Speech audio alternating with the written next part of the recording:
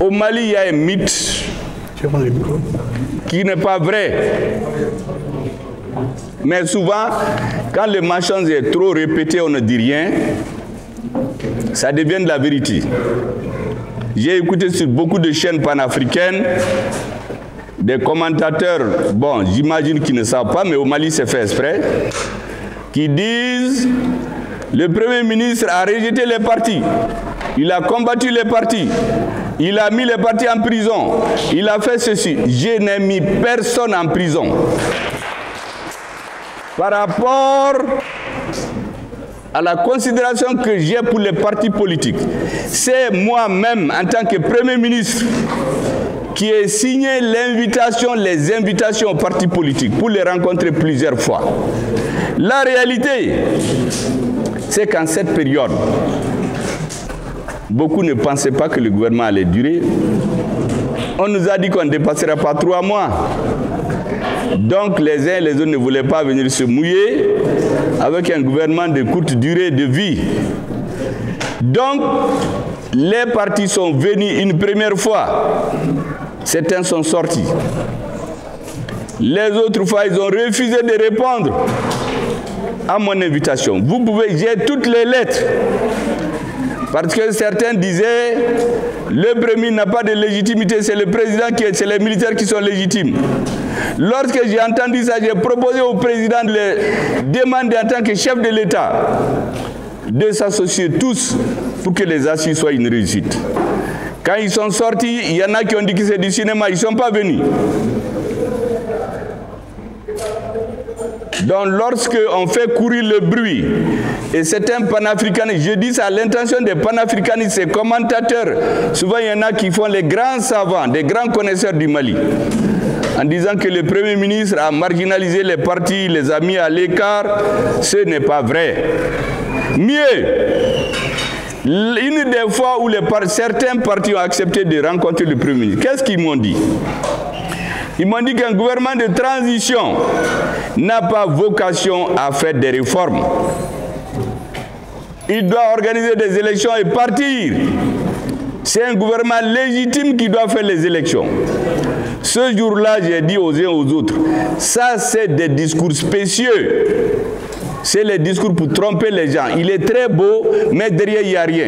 La transition doit résoudre d'abord les problèmes qui ont présidé à sa survenue. S'il ne s'agissait que d'organiser les élections. Depuis 1992, nous ne faisons qu'organiser des élections. Donc l'élection ne peut pas être une fin en soi. Il faut réformer le pays. Certes, les partis m'ont dit ce n'est pas possible. Depuis ce jour, il y en a qui n'ont plus jamais mis pied à une invitation du Premier ministre. Maintenant, lorsqu'on a pris Kidal, lorsque les choses ont commencé à marcher, bon, il y en a qui disent, bon, le Premier ministre, il est clivant. Le mot clivant, là, ça a été élaboré à l'extérieur. On a mis dans la bouche de certains ici. Ils ont commencé à le dire. Vous savez, quand j'étais malade, il y a un docteur qui m'a dit ça, que vraiment, monsieur le Premier ministre, il faut rassembler les gens, il paraît que vous êtes clivant. Ces personnes ont mis ça dans la... Vous savez, chez nous, quand on dit, Aïbe Franyonka, Bekado Dakalan fait Bekabo Dakalan, j'ai dit, Ambedo Dakalan fait, mais Antebo Dakalan fait. Et c'est lui qui détourne des centaines de milliards. Pendant que les Maliens meurent, les soldats, nos braves soldats, on les enterre dans des fosses communes. Neni allé embêter que Doda Kelen fait, mais Sokono, Antebo Dakalan fait. C'est ça la réalité, la divergence fondamentale.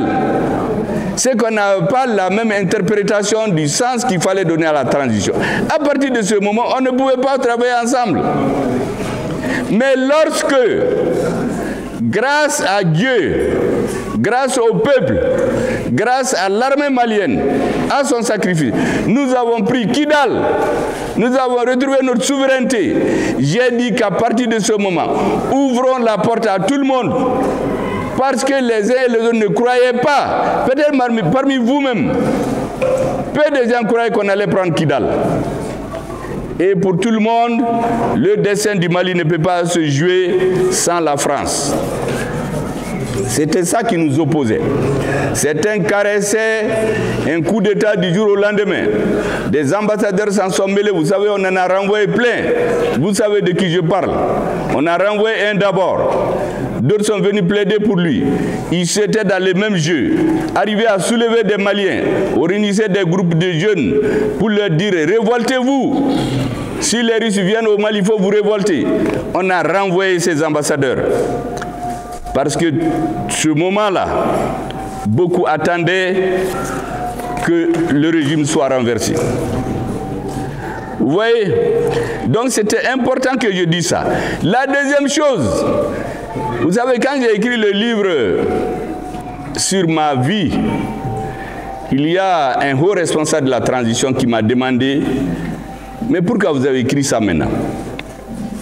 Généralement, les personnalités politiques attendent quand ils quittent la scène pour écrire des choses comme ça. Je l'ai dit parce qu'ils sont proches de la mort pour qu'on discute après eux, pour qu'on les contre. Moi, j'écris pour la contradiction pendant que je suis là. Parce que les Maliens ont besoin de la vérité. La jeunesse malienne a été suffisamment manipulée. Celui qui n'est pas d'accord avec le contenu, qu'il écrive pour que les jeunes Maliens comprennent. Celui qui est leur prémisse là ne cache rien, parce que je ne cache rien. Et vous aurez remarqué au Mali, en général, deux attitudes pour les responsables politiques. Ou bien ils se taisent, ils ne disent rien, ils attendent le moment venu pour sauter sur la proie. L'autre version, c'est ceux qui contestent tout. J'ai entendu même un homme politique l'autre jour qu'il faut aller négocier avec les rebelles, les terroristes. Mais regardez les grands pays qu'on cite dans le monde, les États-Unis, la France, l'Angleterre, la Russie, la Chine. Quand il y a des terroristes dans ces pays, qui va dans des pourparlers qui n'en finissent pas? Ils se cognent d'abord, on le terrasse, après quand il est affaibli, on négocie. On ne peut pas négocier avec quelqu'un qui a pris des armes contre ses frères. La lutte contre le terrorisme, il faut que nos peuples le gagnent. Sinon, les négociations bidons là, on a fait 30 ans là-dedans. Ça ne nous a amené à rien. Ça a profité seulement à des escrocs, des narcotrafiquants, des gens qui vivent, des parasites, qui ont affaibli notre pays. Ils nous ont vassalisés, ils nous ont esclavagisés. On n'acceptera plus cela. Donc ces hommes politiques qui veulent négocier avec les terroristes, les mêmes personnes, moi j'ai regardé dans l'histoire, parce que tous les hommes politiques là, moi j'ai une fiche sur chacun. Le même monsieur a dit en 2020 qu'il ne faut pas négocier avec les terroristes. C'était Ibeka qui était là, on est allé les plier, on leur a donné de l'argent, ils sont venus, mais ils ont refusé. Ça ne sert à rien. Donc, en ce moment, comme le monsieur était dans l'opposition, il s'est levé pour dire qu'il n'y a rien à négocier avec les terroristes. Bon, le même monsieur, je l'entends maintenant dire qu'il faut négocier avec les terroristes, parce que toutes les discussions finissent autour d'une table souvent. Ça, c'est déjà des discours spécieux. Les discussions finissent autour d'une table lorsque l'autre pays aura terrassé les terroristes. Quand ils seront suffisamment affaiblis et qu'ils ont intérêt dans les discussions. Ça, je voulais être très clair là-dessus. Tous ceux qui appellent notre gouvernement à aller traficoter, fricoter avec des terroristes, ce n'est pas pour le bonheur du Mali. C'est très important. Ce que je voudrais dire encore, le terrorisme au Mali n'a jamais été importé par des Maliens. C'est de l'extérieur. Parce que certains disent, ah, c'est des Maliens qui ont pris les armes, il faut discuter avec eux. Ce n'est pas vrai. Les premières attaques en République du Mali, le 29 juin 1989, c'est des gens venus de l'extérieur qui sont allés tuer des Maliens. Après, à force de laxisme, certains d'entre eux, on les a intégrés dans l'administration, ils sont même allés dans des ambassades, ils sont revenus, ça servit à quoi? Rien du tout. Et puis ça s'est étendu à d'autres jeunes. La plupart des jeunes qui sont dans les terroristes, certains ne savent même pas pourquoi ils sortent. Ils sont là-dedans. Les 98% n'ont aucune formation idéologique. Ils vont là-dedans pour se venger parce qu'on a tué leurs parents. Ils vont là-dedans par cupidité. Il y en a même qui disent qu'ils voulaient se marier, ils n'ont pas d'argent. Ils vont là-dedans pour être payés tous les mois et puis venir se marier. Il y a du n'importe quoi là-dedans. Donc ils n'ont aucune conviction. C'est des puissances extérieures qui organisent, qui financent, qui sponsorisent les terroristes et répandent le terrorisme en Afrique. Tout ce qu'on vous dit, le reste là, c'est de la poudre aux yeux. C'est ce que nous avons compris très tôt. C'est pour cela que lorsque la rectification a commencé, notre gouvernement s'est attaché d'abord à se donner les moyens militaires pour recouvrer l'intégrité de notre pays. Chasser ces forces étrangères qui étaient toutes sous la coupe de la France. Les Takuba, les Serval, les Petiti, les Patata, tout ceci-là, c'était sous le couvert d'un seul pays. Et les dirigeants tournaient. On porte des cravates, on voyage, on revient, on a un pays dans la capitale, mais personne ne peut aller chez lui. Moi, je ne pouvais pas aller chez moi. J'ai été dans mon village la dernière fois en 2013. Après, ce n'est plus possible. Donc, il faut garder votre vigilance. Et aujourd'hui, à cause des attaques terroristes un peu partout, il y a certains qui disent « Ah, mais les gens sont en train de mourir, donc ce n'est pas mieux. » Mais est-ce que c'est mieux avant? Ce n'était pas mieux. Mais aujourd'hui, les têtes terroristes, l'armée est en train de les détruire. Chaque semaine, l'armée met hors d'état de nuire certains. Et parce que les gens croient que le peuple africain ne peut pas tenir des luttes de longue durée. Cette maladie a fait plus de 30 ans pour rentrer dans le corps de l'Afrique. Une maladie qui dure pour vous prendre, il faut du temps pour qu'elle sorte. Nous allons les détruire d'ici 1 an, 2 ans, Inch'Allah, 3 ans. Abattez-nous.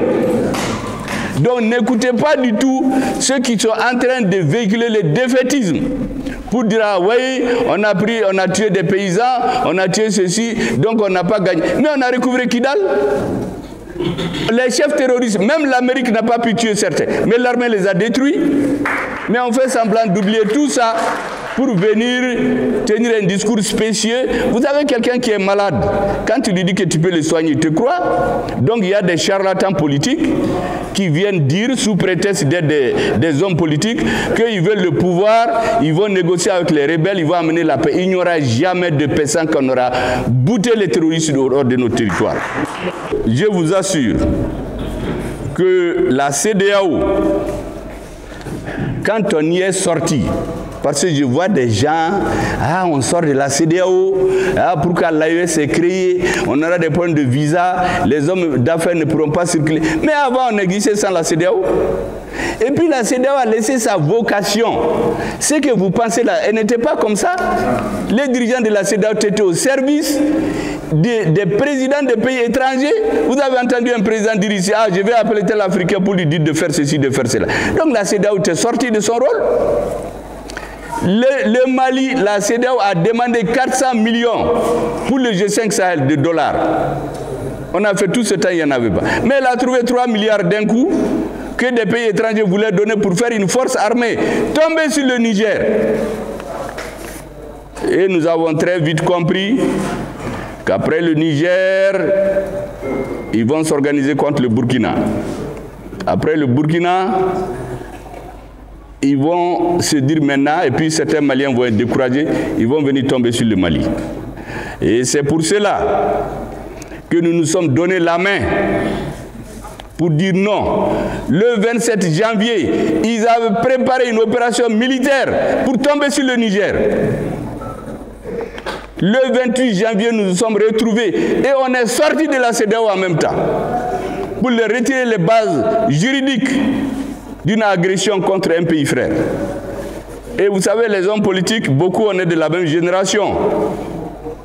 Moi, j'ai appelé, sans demander le président, j'ai appelé un que je connais. J'ai dit, vous faites partie des pays à l'avant-garde du combat de l'impérialisme contre l'Afrique. Je vous préviens, si vous touchez à un cheveu du Niger, on va vous raser la tête. Et je lui ai dit que je ne blague pas. Comme il pense que le diable c'est le Premier ministre, c'est l'aile dure de la transition, je crois que ça donnait à réfléchir. Et le Niger, ça n'est sorti. Tous les complots contre le Niger, nous les avons bloqués. Et nous avons mis nos forces armées ensemble. Et aujourd'hui, l'AES, certains sont en train de crier. L'AES n'est pas sorti de l'Afrique. Si la CEDEAO n'a qu'à collaborer avec l'AES, mais individuellement, nous ne rentrons plus dans une organisation qui est dirigée par des instructions venues de l'extérieur. Nous ne sommes plus là-dedans. Mais s'ils veulent travailler avec l'AES, on travaille ensemble. L'AES pour la petite histoire, mes conseillers le savent, on l'a initié dans mon bureau le 1er février.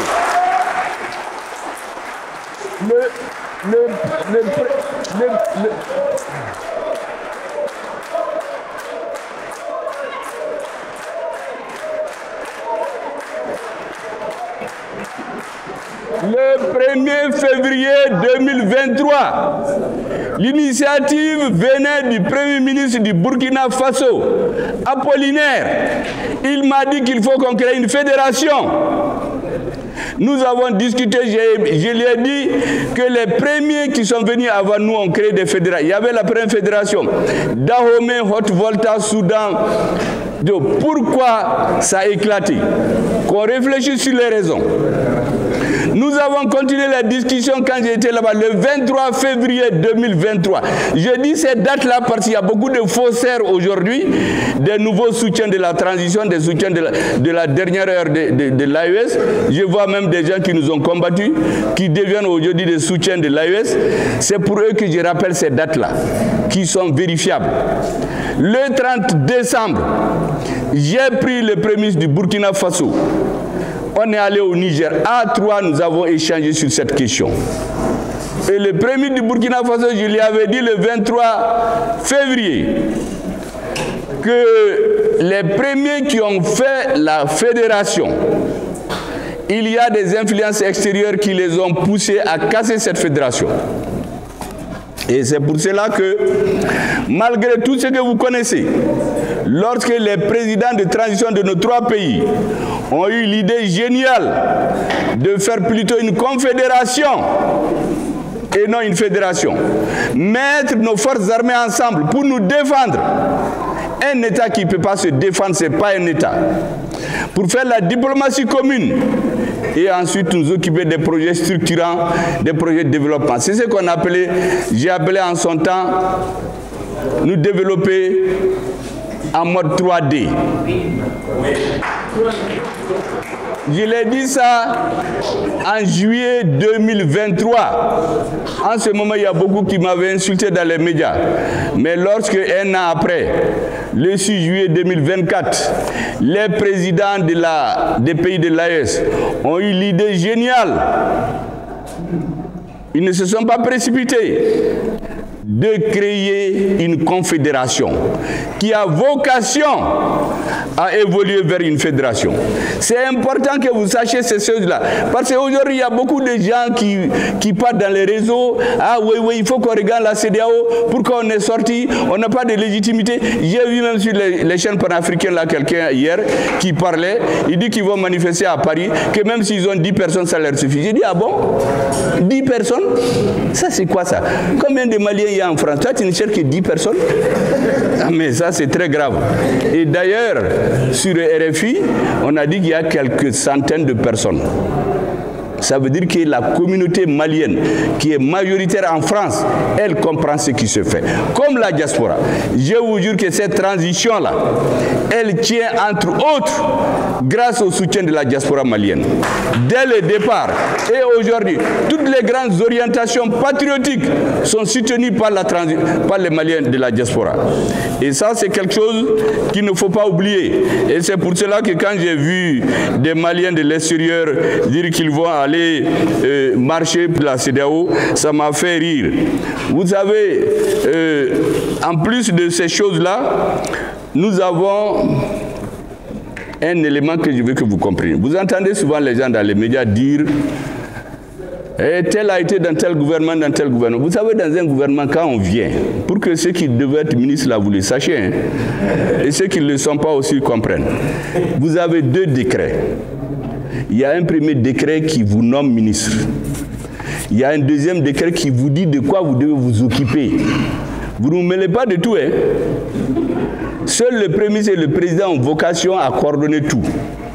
Donc si un ministre fait des bêtises dans son domaine, il les discute, c'est le président et le Premier de le remettre en cause. Mais vous ne pouvez pas vous lever, vous êtes ministre de l'Agriculture et de la Pêche, vous allez vous occuper des questions de défense. Ce n'est pas ça dans le gouvernement, hein. Mais ce qu'il faut par contre, C'est ce que j'ai toujours fait et je l'ai dit même aux ministres avec lesquels j'étais, vous pouvez leur demander. J'ai dit on a un devoir de vérité vis-à-vis du chef de l'État. Vous savez, chez nous, on a la culture d'une administration d'allégeance. Les gens pensent que quand tu es ministre, il faut dire que tu es d'accord avec tout. Or, quand on est dans une équipe gouvernementale, vous occupez de votre domaine.